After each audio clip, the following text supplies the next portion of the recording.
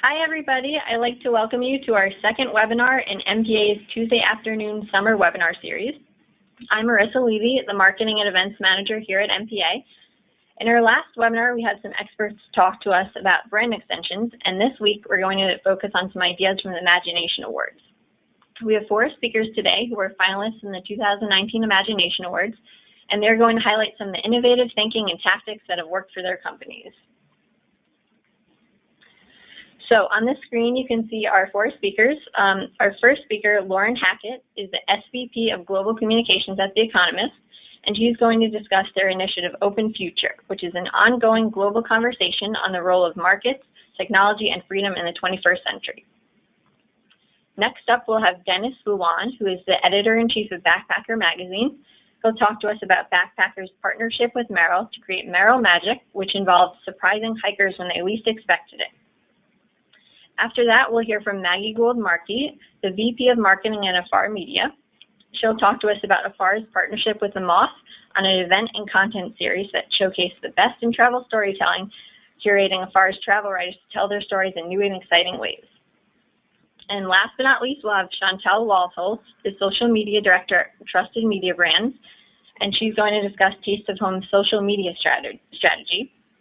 They have developed a distinct personality on Instagram mirroring a food-loving best friend, which has successfully increased followers, engagement, and traffic to the website.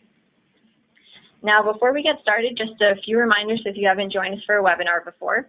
All attendees are currently on mute, so if you have any questions for our speakers, feel free to type them into the question box on your screen, and we'll be sure to answer them after each speaker's presentation.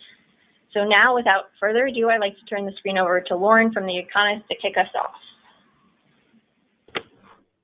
Thanks, Marissa.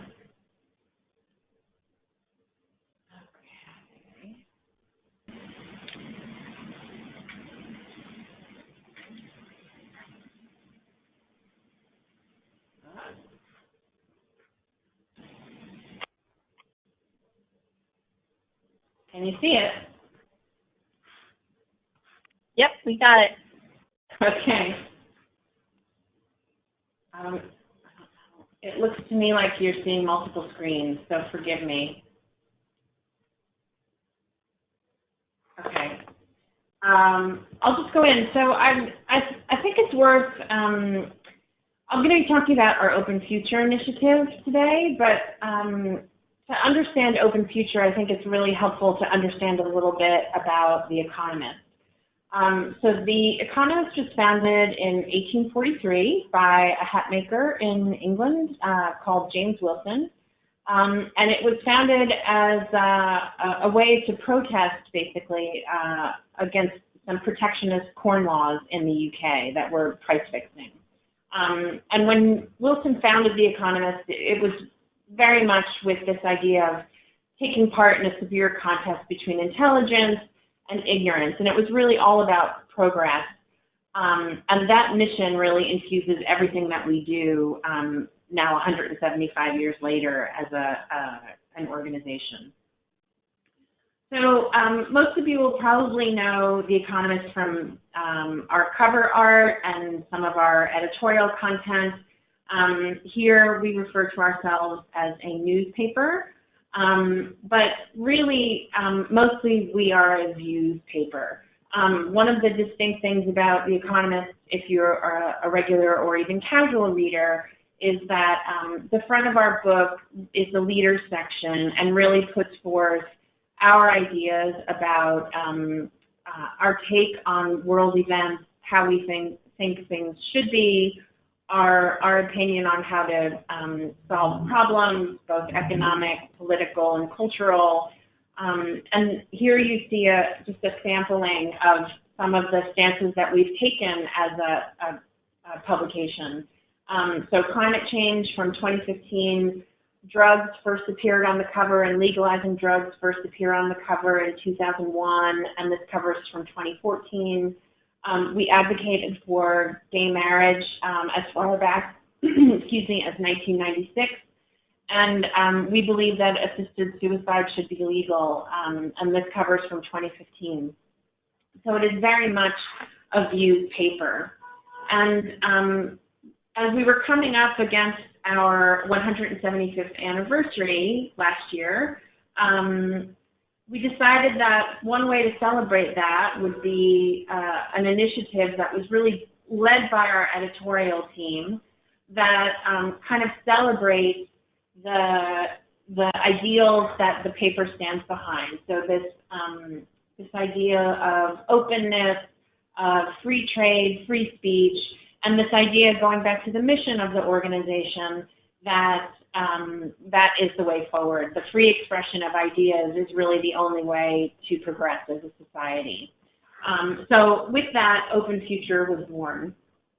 And it was a 6-month program that was organized with editorial content across 5 ideas: society, borders, market, ideas, progress. There was a content hub and explainer video. It also included a load of external and contributor conversation as well. So we had an Open Future hub on Facebook, a video series around Open Future, online debates, reviews of books around the idea of classical British liberalism, podcasts dedicated to Open Future. We hosted a video contest for young people. We hosted an essay contest for young people around the idea of this year is climate change. There were live debates at 7 or 8 universities around the globe, looking at things like tech regulation, where we asked students to, and partnered with debate clubs at major universities, asking them to debate the idea. The other distinct feature is if you are a reader of The Economist or have picked it up, or next time you do pick it up, you'll take a look now. We are a newspaper with no bylines, so there's not even a masthead in the paper that lists our editor. Everything is written collaboratively, or the points of view are developed collaboratively, and so it's really out of the ordinary to have guest contributions appear anywhere connected to The Economist. And we did extensively through the Open Future program, and partially that was to make sure that we were presenting and giving a fair and open space to different ideas. So here you'll see this is a piece from Angelina Jolie about the refugee crisis. And all of this culminated in the Open Future Festival, which was a 3-city event. It started in Hong Kong, rolled to London, and then rolled to New York. This was back in October of 2018. The event was intentionally priced at a much lower price point than a typical Economist event. It was, the student rate was $18.43 for the year that we were founded. That's British pounds. In the US, it was $50 for a ticket.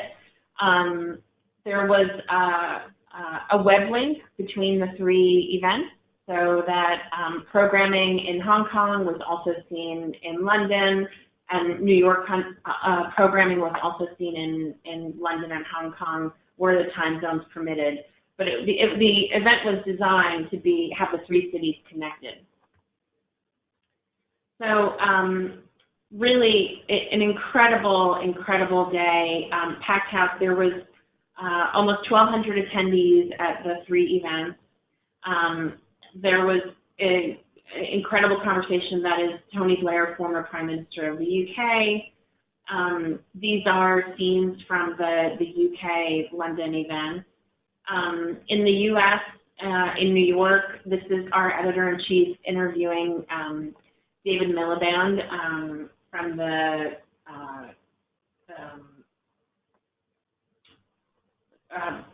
in-reading David Miliband. But the real noisemaker on this one was the interview that she did with Steve Bannon, which got a lot of pushback on social media, and that we eventually wound up defending our invite to him with the notion that even though we disagree with his points of view on things, and with many of our participants' points of view on different topics, that this is really the ethos of what Open Future and The Economist is all about, which is the open expression and debate of ideas. So how'd we do? Part of the reason that that I am here talking to you is because it was a really incredible success. So 565 million people, million impressions across all our digital channels. We looked at the success of this in three lenses: touch, audience, and warmth. 41% of our traffic was from women. This is up from a typical 33%. We also wanted to reach a younger audience.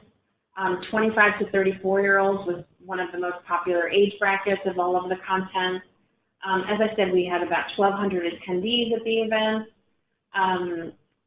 Lots and lots of engagements in Snapchat, 5 million podcast downloads.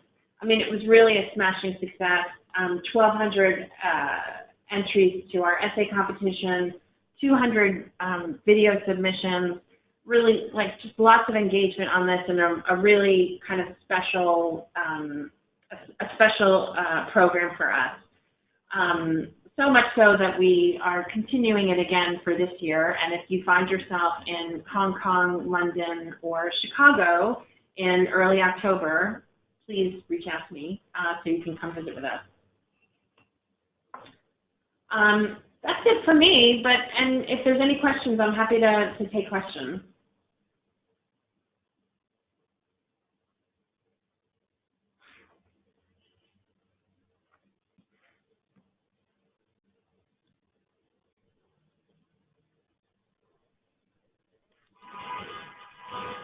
No? Marissa, shall I turn it back to you?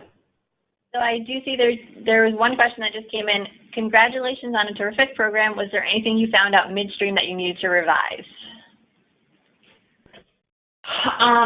That is a good question. So I wouldn't say revise, but I think one piece of learning is when we brought Steve Bannon into the program, we actually didn't make a big noise about it. He kind of we sort of put him into the lineup along with a list of other high-profile participants, and it made a little bit of noise, but it wasn't really until Labor Day, and Steve Bannon, you may recall, was also invited to headline at the New Yorker Festival, and the New Yorker wound up bowing to public pressure and rescinded their invitation to Bannon. And I think for us, or for me anyway, one lesson around this was really kind of getting ahead of things like that. It sort of forced us to, I knew that we would not rescind our invitation to him, but it forced us to act really quickly to say publicly and definitively that we would be keeping that invite open to him. Got it. And then another question, in what way was this event a winning idea for The Economist? Well, I think for us, most of the events that we do are really B2B focused, and they're super interesting. If anyone's ever attended an Economist event, it's really high quality discussion. It is on topics that are sort of more business focused typically, and I think this was a way for us to engage with readers and potential readers around kind of topics that are sort of outside of their kind of everyday activity, whether that's business or some other activity. And it was really about ideas. And ultimately, I think as a newspaper, we are about ideas. And it was just a great way to engage with audience. I can tell you, I was at the New York event, and the people in the audience were literally on the edge of their seat, leaning into the conversation. So it was really a great day for us. All right, we have one more question. Is this type of event something the Economist will keep investing in? Yeah, so as I said, we're continuing it again this year. It'll be on October, I should know this, October 5th or 6th, whatever that Saturday is. Hong Kong, Manchester in the UK, and Chicago in the US. Sounds good. So thank you so much, Lauren, for sharing that with us. If anyone has any more questions, just feel free to type them and we can answer them later in the webinar. But right now I'm going to switch it over to Dennis from Backpacker Magazine. Hello. Thank you. So let's see. Got to do this. Can you that screen up now? Yes, we see your screen. Great. So Backpacker is a relatively small vertical title focused on hiking and camping, wilderness exploration of getting people outdoors. And so I think that in order for this this project that we did to make sense, I'm going to probably need to explain a little bit about the world of hiking and camping and backpacking, because if you don't understand it, it's it won't make sense. We were approached by a brand that's been part of the outdoor industry for a long time. The brand is Merrill, and they came to us with particular challenge. Their challenge was they had over the few decades really grown so much and so well that they had a little bit outgrown their roots, and they really wanted to kind of bring some of that original authenticity and soul back to the brand.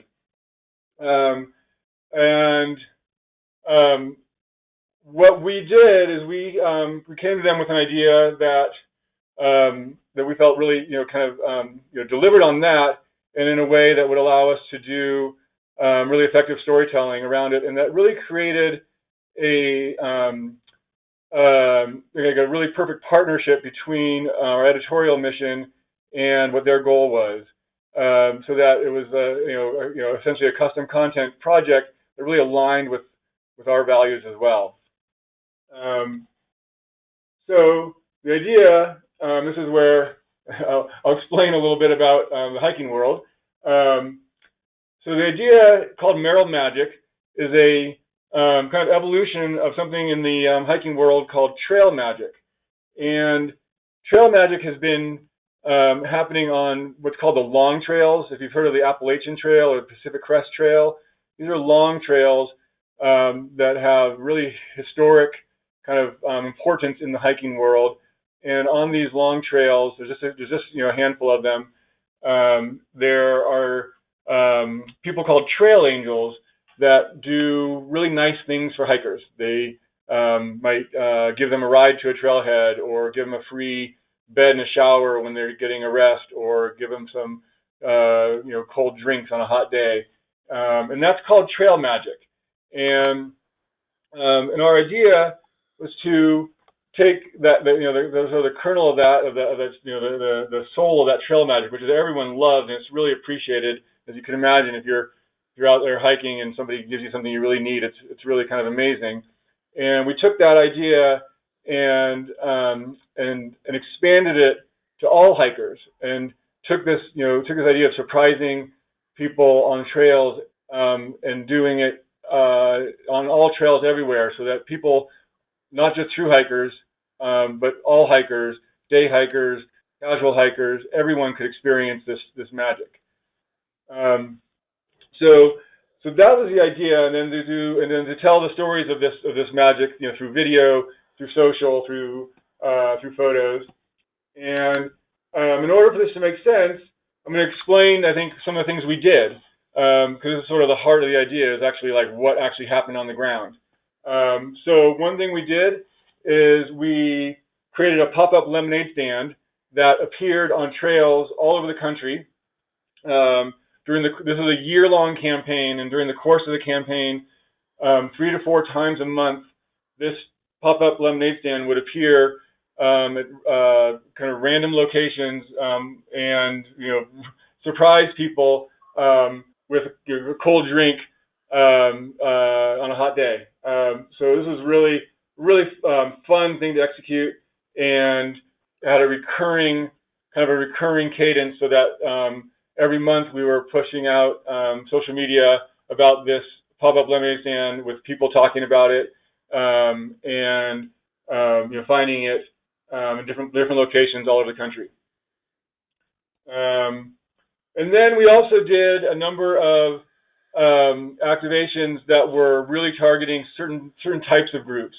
In Yosemite, we took hikers that had been on the trail for months, and we took them to a historic hotel for a much-needed rest.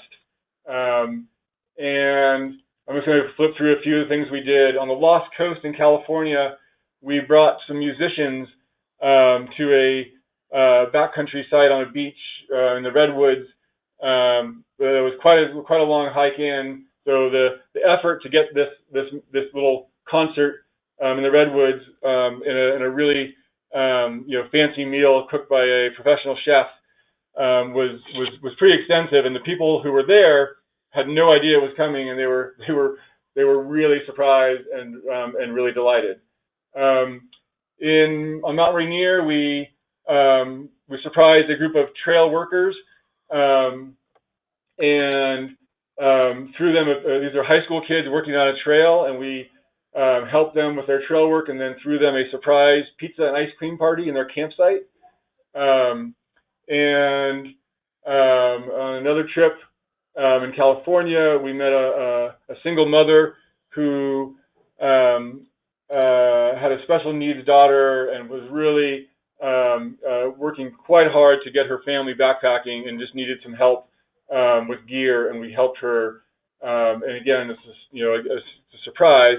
And in all these cases and all these stories, we made videos of the surprise and what happened. So if you are interested in any of these stories, the videos can be seen at merrillmagic.com.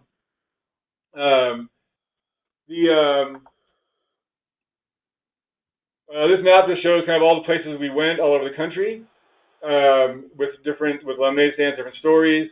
So as you can see how we really tried to spread the reach across regions. And then the way we shared the content was one through a microsite, like a hub with all the stories, the videos, a map of where the lemonade stand had been, and then we also this is a partnership in which we shared content across brands.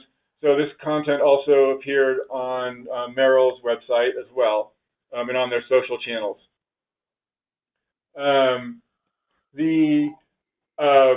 The engagement that we saw through social was really great, and what we really wanted to measure here, more than anything else, was the reaction of people and the way in which it affected their view of Merrill. And so more than anything else, we wanted to really create something that struck people in a certain way, made them stop, made them think about what this brand was doing for hikers. And the feedback we got through social media was great. It was exactly what we hoped for. People really loved the spirit of this campaign. They loved for hikers. If you're a hiker and you saw what was happening on the ground and what we were doing, it was very clear the effort that was made to reach people in the backcountry on trails with these surprises, and people recognized that and really responded to it. And the overall reach was totally effective for the goals of the campaign, and so you can see the numbers there. but again, what I think is more kind of important to focus on some of those quotes that I pulled on the left side, which really spoke to the power of the campaign and how it conveyed the original, delivered on the original goal, and people really saw that. And I share this one last photo of another surprise we did. This was a trail crew, a hut crew in the White Mountains, and they work really hard taking care of hikers. And we surprised them with a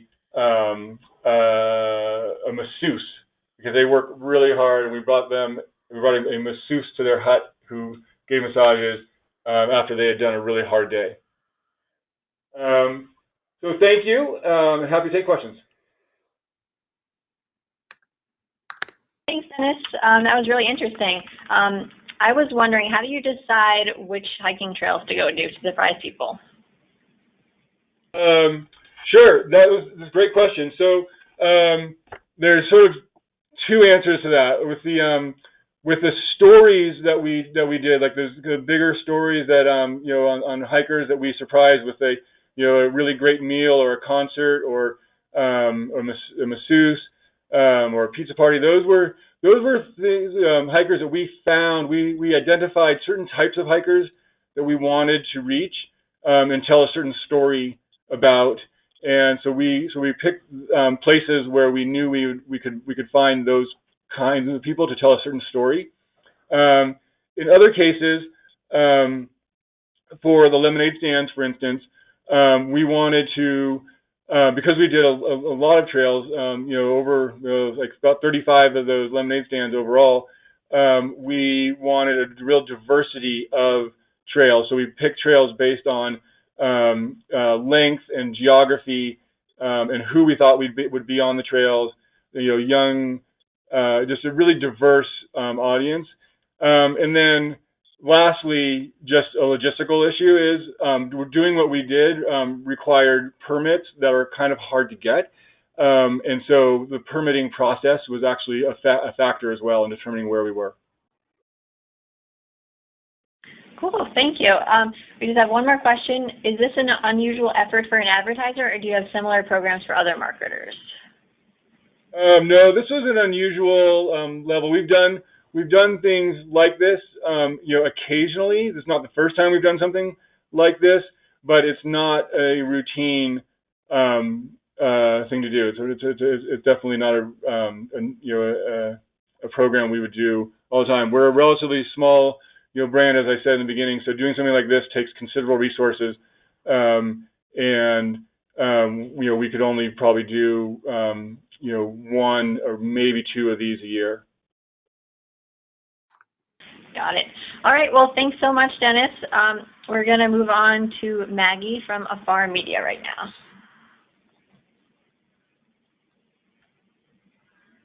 Thank you, Marissa.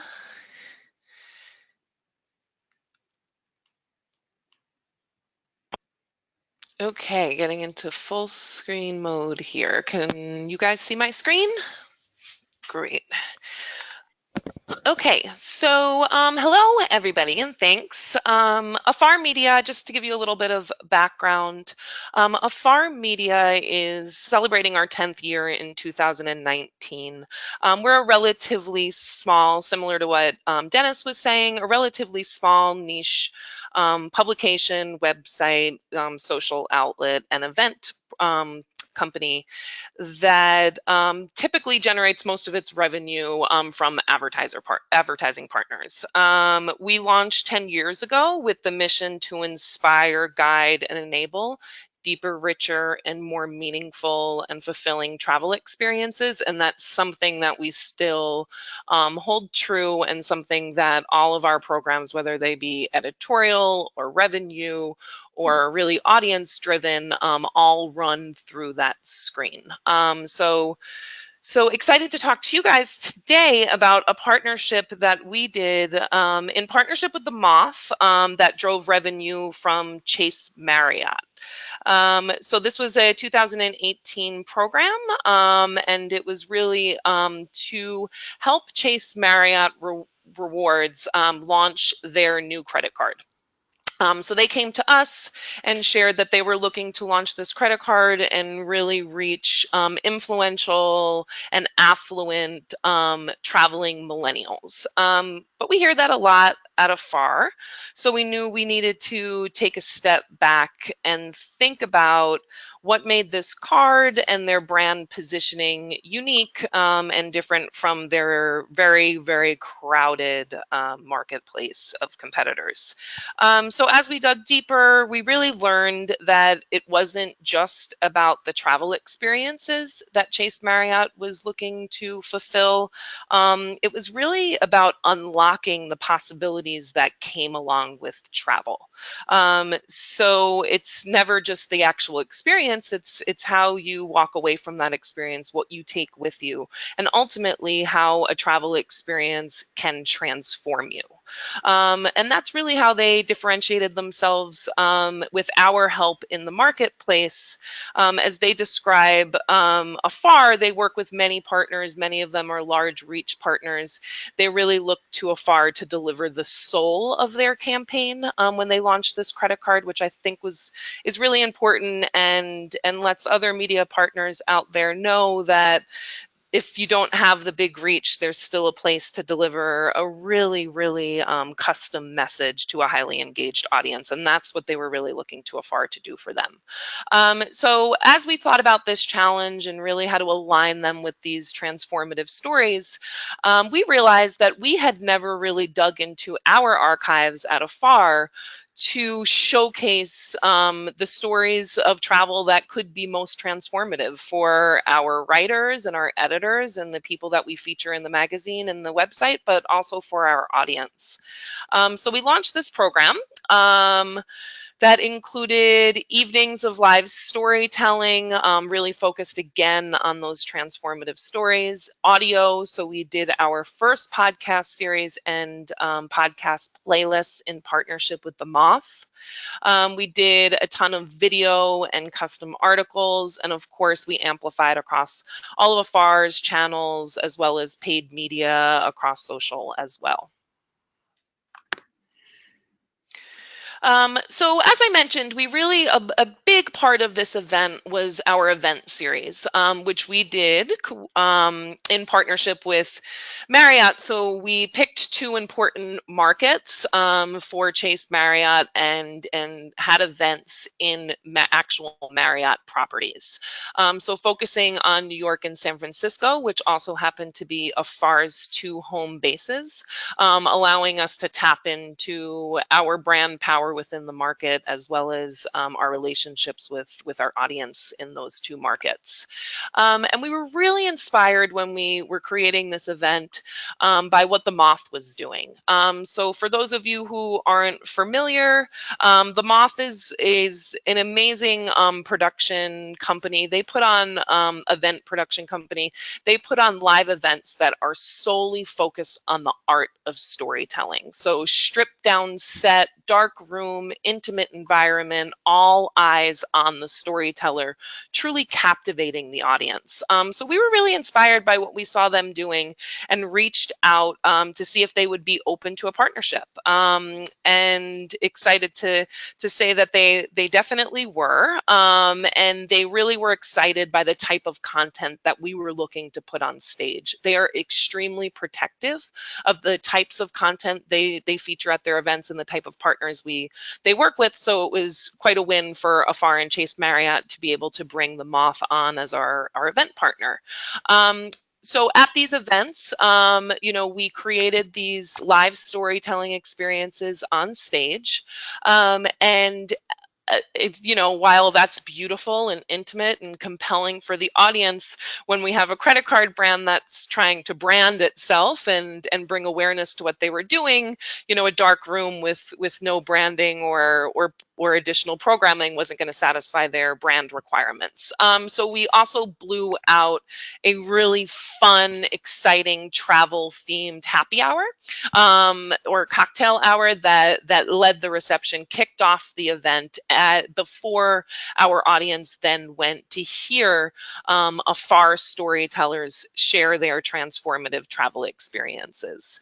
And what really set these stories apart from the rest of the content AFAR is doing on a day-to-day basis is it really was about showcasing and celebrating those trips that push you out of your comfort zone, they surprise you, and ultimately they leave you transformed, which is what Chase Marriott was all about. Not just about the travel, but the possibilities that come with it and the way that travel can transform you. So we felt by picking these stories from our archives, we were really aligning with their brand message in a highly customized way. So here are some shots just from the cocktail hour and the event, some of the swag we created. We had a fun photo booth activation where people got to, put themselves into the backdrops of the stories that they were going to be hearing later that evening. We also had a live musician on stage. So it's really important to keep timing right when it comes to these stories. So we brought on a musician to kind of help pace the event and help, just up the elegance of the event and help make sure that Chase Marriott was represented in the type of environment they were looking to be a part of. So really great. The audience loved it. We had a lot of amazing feedback, not just live at the event, but also across our social channels. So it was really fun to see that buzz. An interesting anecdote was our storytellers are actually writers and contributors for AFAR. So we invited them to be a part of this event. And of course, we were covering their travel and their expenses. And we had, a bit of a payment for them, if you will. And multiple writers came up to us at the end of the event and just said, I can't believe you're paying me for this. You've trained me to tell a story on stage. You've brought me into this exciting program and you're paying me for it. It was an honor for them. So it was exciting to hear that it was a win, for our brand and our brand relationships with contributors and writers. It was a win for Chase Marriott because it created the buzz that we were looking to do. And we felt it was a win for our audience because it allowed them to touch and feel our stories in a way that they hadn't in the past. In addition to the live events, we thought it would be really cool to also bring these stories to life in a podcast series. But AFAR did not have an existing podcast platform, but the Moth did. So we partnered with them to create custom podcast episodes that then they promoted and showcased across their platforms as well as on afar.com. But the power of the audience was really coming from Moth's existing podcast audience. What we've learned is that, to launch a podcast program, you needed that existing audience or else we would not have been able to fulfill Chase Marriott's expectation of awareness and viewership on those podcasts. The exciting news is they performed extremely well for the Moth. They overachieved on all typical benchmarks for podcast downloads. And then the custom playlists that we developed in partnership with them. So we had the 2 custom episodes, and then we also had a special curated playlist that AFAR editors and the Moth worked on together. And that actually received almost 3 times the amount of typical viewership than their typical playlists. And then the rest of the stuff I'll really breeze past because the event and the podcast were really the differentiators of this program. But of course, we promoted it across all of our social channels. We created a really fun and compelling video series that took some of the best quotes from the event and from the live storytellers and mashed them up into a beautifully shot and beautifully produced video series that we pushed out across all of our social and web platforms, as well as the Moth rolled out custom articles that showcase the storytellers and brought their stories to life once again for the AFAR.com audience for those who couldn't make the event. And of course, a ton of media exposure through editorial sponsorships, email, co-promotions across relevant areas of AFAR.com. So that's all I have. Are there any questions?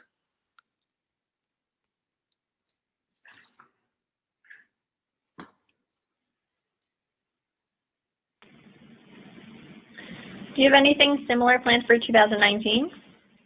Yes, so we are actually doing part 2 of our Travel Tales program, once again in partnership with Chase Marriott. So this year, instead of launching a credit card, they've rebranded their credit card. So another big challenge in front of us to make sure that the Chase Marriott Boundless Bonvoy loyalty credit card is top of mind for our entire audience. So yeah, so we did get that renewal. What's different about this year's program is podcasts were not as much of a priority for our client. So we're doing the program again, but we've actually moved away from the partnership with the Moth, and AFAR is taking on all of the production on our own, being that we don't need that podcast audience. And will you go to more cities? Yeah, so this year we're going to Washington, D.C., Los Angeles, and Chicago. And those were all key markets identified by our client, Chase Marriott.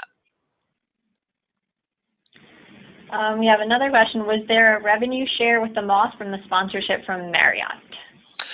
It was not, the way that we did it was not a rev share, but we did have to, it was a paid partnership with the Moth. So basically we built that cost of partnering with the Moth and producing with the Moth into our program with Chase Marriott, and then we paid out the Moth, if that makes sense. Got it. Okay, well, thank you so much, Maggie. We're going to move on to Chantel, our last presenter. Great, thank you. She's going to talk to us about social media strategy. Okay, can everybody see this? I think we're good. Okay. Well, first, thank you to the MPA for putting this all together and for inviting me to speak. For those of you who don't know who Taste of Home is, we were created in 1993, so we just celebrated our 25th anniversary in 2018. We're famous for taking recipes that are from actual home cooks, not a gourmet chef, and we test them in our test kitchen. So we have a really strong relationship with that audience for print. And what I've been tasked over the past couple of years is how can we kind of replicate that on digital, on social. And so I'm going to kind of walk you through how we've done that. So, you know, our mission is fairly simple when it comes to us on digital. It's to provide a fulfilling experience for our millions of food-loving, devoted readers and to simplify their everyday lives. So the one place we found really great opportunity in this past year especially was Instagram. And so here, so how did we do it? Instagram. And the best part about Instagram is that while it's a visual-based platform, it's ultimately about choice. So it starts at what, you know, as what the user chooses to post on their own, but the power of Instagram really shines when a user chooses to engage with us and to connect. And so as a brand that thrives on food choices, we knew Instagram was a perfect place to evolve our food content into a personality. That's something that we hadn't really done before. So we sat down together and we figured out, okay, how can we actually do this? How can we, connect with our readers on more than just the level of making recipes, and how do we evolve our brand on this space? So a few of our goals included increasing traffic to our website from the platform, obviously, growing our following, growing our engagement, and developing and fostering a deep relationship with our followers. So here's how we pulled it off. So, we always wanted to embrace our foundation. Our foundation is showing off these really great recipes from home cooks. And so what we did in addition to that was start creating these, simple little graphics that people really, really thrived on and really engaged with us. So we connected to our readers in relatable, funny ways. I think, the one thing with Taste of Home is, when we're just sharing recipes, it's like everything looks perfect and wonderful, but like really, sometimes baking doesn't go all that well, and sometimes you just need a break from life and a slice of cake. So, if anything, we really like to think of ourselves as, our readers' food-loving friend who's there for their cooking marathons, their takeout cravings, and everything in between. Something else we started to do was encouraging and using UGC. We are, a brand that was born on UGC content. So, while not everybody on, Instagram that loves food is cooking a Taste of Home recipe, we don't want just to share Taste of Home recipes. We want to see what people are doing out there on their own. And so we started generating a hashtag called hashtag TOHfoodie, which has now, I think, skyrocketed to over like 15,000 submissions. At the time of this, it was over 13,000. So we wanted to bring that element of readers sharing their creations with us to life on Instagram, which is why we launched this and enticed them to share photos of their home cooked meals for a chance to be featured on our feed.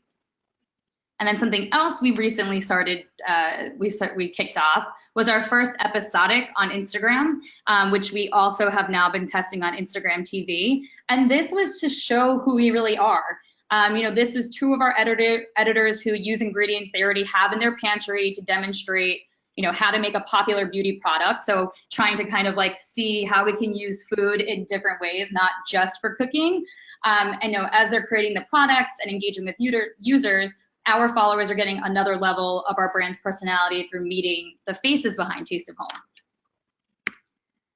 So as of December 2018, we've seen an amazing growth year over year. Our followers increased by 27%. Our daily interactions grew 37%.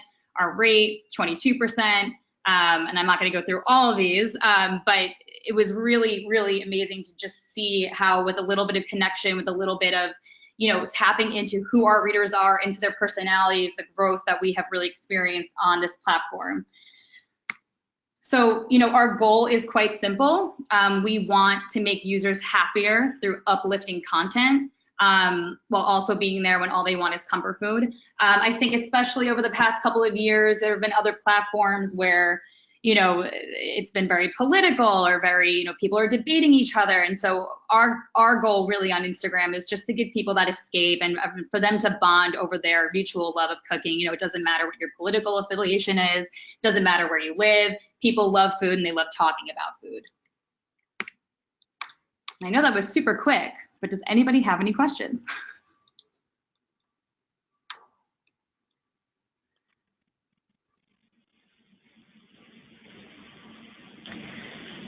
At Trusted Media Brands, do you translate ideas among your titles such as this? We will try it. Taste of Home is by far our biggest account digitally, but we do look and see what the data tells us, and then we try to see like how we can replicate that on other brands. So we have started something on Family Handyman. We've started doing a hashtag there as well to get people to share, their DIY creations, like outside, inside. And so we just actually launched that last month, and we're just kind of seeing the early results of that right now. Got it. All right. If anybody has any more questions, feel free to write them in. But I just want to thank all of our speakers for taking the time today and congratulate them on their successful programs. Next week is going to be our last webinar in this series. It is about data privacy, so feel free to join us and register for that. So thank you all for listening and have a great day. Thanks. Thank you.